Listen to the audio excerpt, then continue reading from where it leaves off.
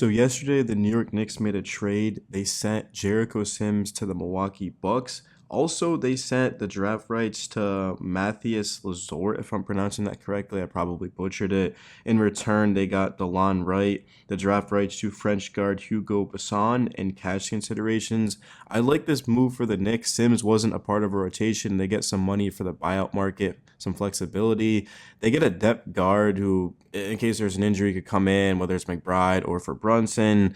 And then on top of that, they get a guy who I really like that's currently playing in, I believe, Turkey, was with Serbia last year. He played in the G League a couple of years ago, went up against Wemby.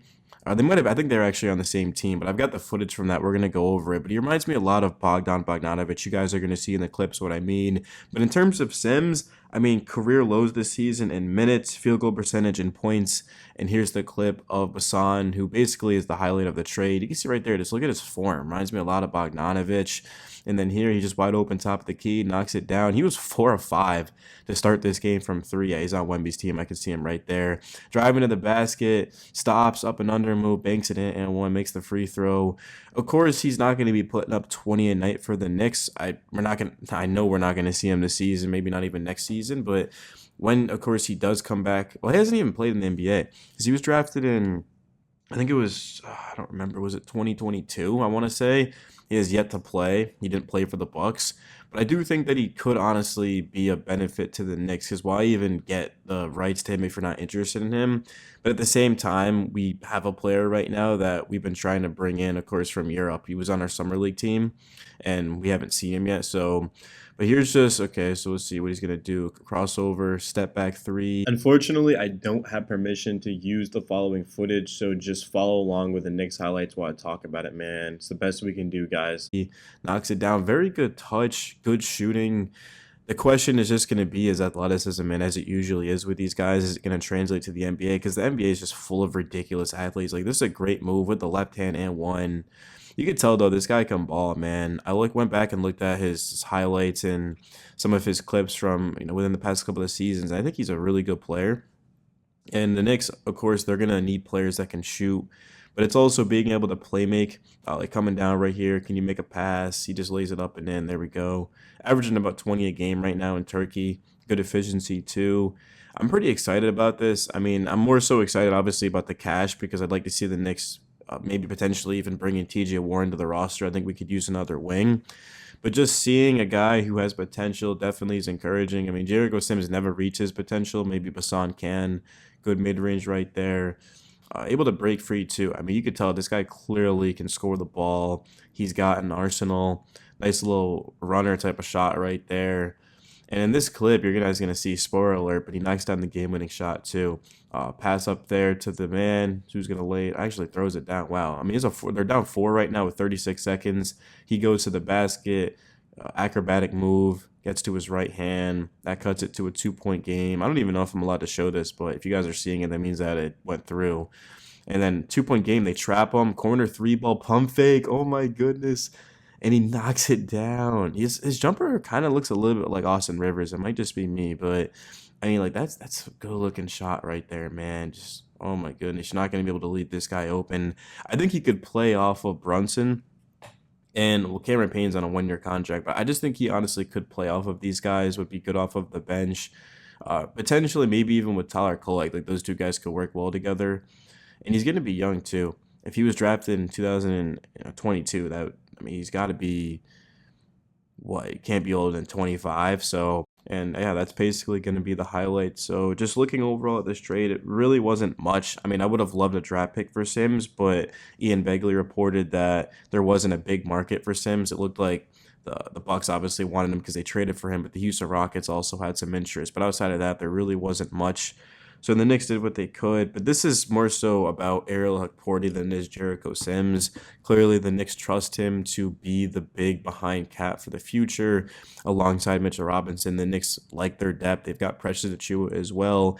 There's been no trade talks for Mitchell Robinson the past couple of days. They've just completely stalled, so it's looking like he's ultimately going to be staying with the team, which I think is for the best just because you can't trade a guy when his value is at an all-time low.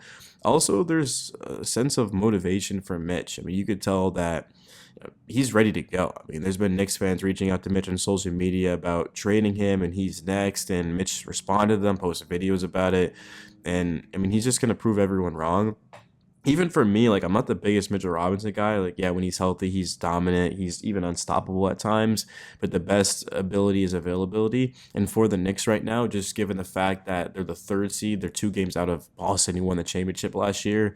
New York is 34-17 without Mitchell Robinson, so you can move him and just get a that piece, even a wing, to help you win a championship would be great. But the Knicks' best bet is just to keep Mitch and hope that he balls out. Come playoff time, he's going to be valuable as well, just because, again, his rebounding and defensive ability. If the Knicks do match up with the Cavs, I mean, the last time Mitch went up against them was in the playoffs. I mean, that I remember the most at least, and he just dominated Evan Mobley, dominated Jarrett Allen. I get that they're better players now, but even last postseason, we saw Mitchell Robinson go up against Joel Embiid and dominated him. I remember 1 of 11 shooting, a couple of turnovers. I mean, Mitch had more blocks than Embiid had field goals. Like, it was crazy. So, looking like the Knicks are not going to make any trade deadline moves. I mean, the deadline is in, what, 37 minutes, and I'm checking my notifications, my messages. There's been no moves. So the Knicks are just going to keep this current team, and they're going to try to win a championship, and they should do that. I mean, that's definitely the move. When you're 34-17 and you don't have a lot of draft capital, you don't have a lot of financial flexibility, there's not much you can do. And the buyout market for the Knicks is going to be big because they have a chance to play in New York. They've got a chance to play with Jalen Brunson and Karl Anthony Towns. And I just think that the Knicks, fully healthy, are the best team in the East. I mean, they're going to have to prove it against Boston. I know they haven't beaten the Cavs or the Celtics this year, but when the Knicks played the Cavs and the Celtics, that was the first, week of the season with a completely new roster, McHale and Cat in the starting lineup. I mean, ever since then, and the Knicks have been very, very good. Differential of 6.5. Obviously, elite territory. I mean, the Pacers, who were the seed below the Knicks, have a 0.6. OKC is the highest point differential, by the way, in NBA history. I mean, 13 is just ridiculous. I mean, that means they're blowing teams out. Like, it's just literally unheard of. It's history. But the Knicks, they won 2 in a row. I mean, I think we've won like 7 of our last 8. The Lakers game obviously hurt, and that was a loss. But yeah, the Knicks are gonna have to prove it Saturday. I think it's a big game just for us and just to see where the team's at. I mean, if the Knicks can win that, it's going to give them a lot of momentum. Obviously, the regular season is not the playoffs. It's not like, oh, the Knicks beat the Celtics, they're going to beat them in the playoffs. No, it's not that simple. But at the same time, I mean, if the Knicks don't beat the Celtics at home on Saturday, it's definitely going to be a little bit concerning because now they'd be 0-3 against the Cavs and the Celtics, the 2 teams ahead of them. So the Knicks got to protect home court. They've got to get that statement win. They don't have to dominate. They just got to find out a way to win it. And Jalen Brunson and Cat got to be on. Josh Hart, I thought, was sensational against the Lakers at a triple-double.